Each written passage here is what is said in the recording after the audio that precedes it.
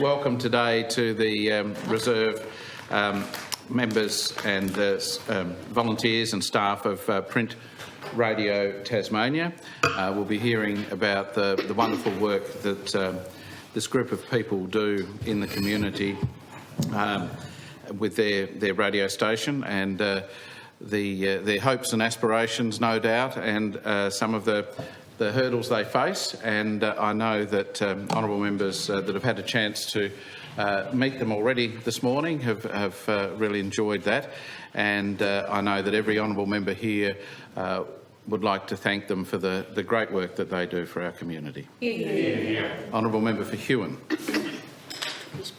Thank you very much, Mr. President, and thank you for the kind introduction. It was great. Honourable members, sometimes but not often enough, we as members of Parliament highlight what makes Tasmania so unique.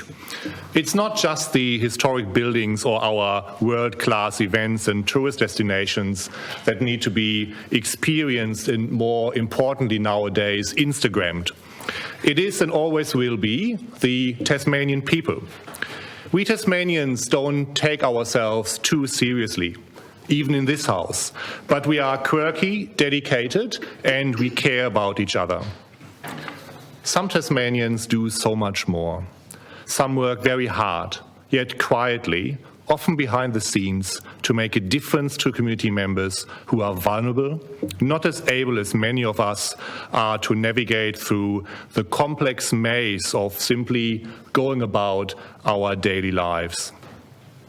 Increasingly in these digital times, living means being connected and being informed.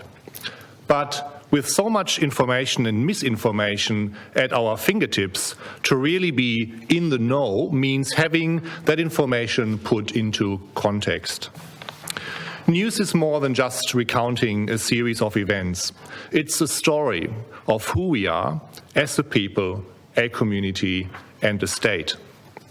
For many years, I've started my day by reading the local newspaper. Why?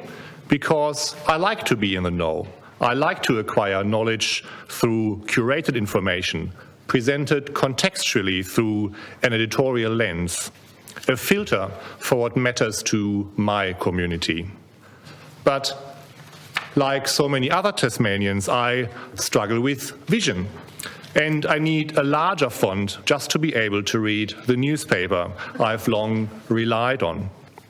It's almost ironic that as the news becomes more readily available digitally, more and more people are finding it difficult to access these news sources. It becomes a genuine barrier that most digital newspapers editions don't cater for readers who struggle to or simply cannot read. Yet almost 50% of all Tasmanians are print disabled. People who suffer from a print disability include Tasmanians who are blind or vision impaired and are unable to read newspapers or magazines.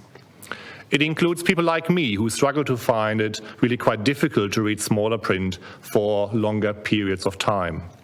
Some Tasmanians who suffer from arthritis or other painful chronic and disabling conditions may not even be able to turn a page, hold a book or hold a magazine. They really may not be able to turn a single page without great difficulty. Also, many Tasmanians have poor literacy skills, yet they also need to be kept up to date with reliable and current information and the latest investigative journalism. This is increasingly important for Tasmanians who understand English as their second or third language, but cannot read it easily. The obvious solution, of course, is for a newspaper to be read out aloud, taking the editorial content from print to the airwaves. In an ever-changing world with increasing demand for up-to-date information and knowledge, putting print to radio on a daily basis provides a solution for so many Tasmanians who, for whatever reason, have difficulties accessing print. For them, and indeed for us, almost half the community, Print Radio Tasmania is an essential and indispensable service. Print Radio Tasmania is a non-for-profit, volunteer-driven community organisation which has been providing radio reading and information services to Tasmanians with a print disability for almost 40 years. It is a fabulous team, and I'm so pleased that many of them were able to visit Parliament House today for the small public recognition of their great community service. Again, a warm welcome to Elizabeth MacDonald, the President, Neil Broomfield, the Vice President, and the great team consisting of Steve Bailey, Nigel Green, Anne Keller, Graham Kennedy, and Mark Tokop. Again, a warm welcome. The radio station is based in Davey Street here in Hobart, and I was pleased to visit the studio just a few weeks ago. It's an unassuming yet busy and vibrant place. It oozes community dedication. And yes, the service is on air 24/7 on Hobart 864 AM and DAB+, Launceston 106.9 FM and Devonport 96.1 FM. The broadcast offers more than 90 different segments, and for many listeners, the highlights are the daily reading of Tasmania's major papers, the Mercury, the Examiner, and of course the Advocate. I certainly enjoy also the weekly reading of the Tasmanian Country. You don't find Print Radio Tasmania in any media rankings.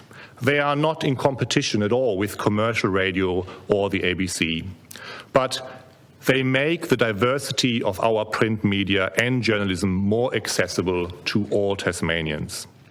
It matters, and it's appreciated by so many in my community in the Huon electorate and the wider Tasmanian community. Now, I often ask people who are listening to, ask what people are listening to when I hear radio in the background, and honourable members would be surprised how often the answer is print radio. I've been listening to them for many years. But in spite of their vast reach, Print Radio Tasmania operates on a shoestring budget and relies almost exclusively on their wonderful team of over 80 volunteers. In the past, funding support has been provided by a mix of state and federal grants. Successive Tasmanian governments have understood the importance of print radio and provided financial support since its inception in June 1982. However, all funding was abruptly discontinued in June 2019 with the introduction of the NDIS. The state government's rationale for discontinuing the funding was that the NDIS would take over the state's funding role in the future. But this has never happened. Why? Well, the NDIS does not provide funding for organizations which do not provide one-to-one personal support for people with disabilities, irrespective of the benefit a charity such as Print Radio brings to a community. It's hard for me to understand why, after almost 40 years of collaboration and genuine support by successive Tasmanian governments, the state government has seemingly abandoned a large proportion of the Tasmanian community who live each day with a print disability. It's hard for me to understand why that decision has not been reversed, considering the exceptional circumstances of the COVID pandemic, which has underlined the crucial need for everyone to have access to current, factual journalism. Bridging the funding gap through donations from the private sector and bequests has helped enormously so far, but clearly this is not sustainable. There is a role for government to step up again and to continue the collaboration and support that has been genuinely bipartisan for so many decades. Mr. President, let's do it. I think it will be very newsworthy indeed in print and on radio. Thank you very much.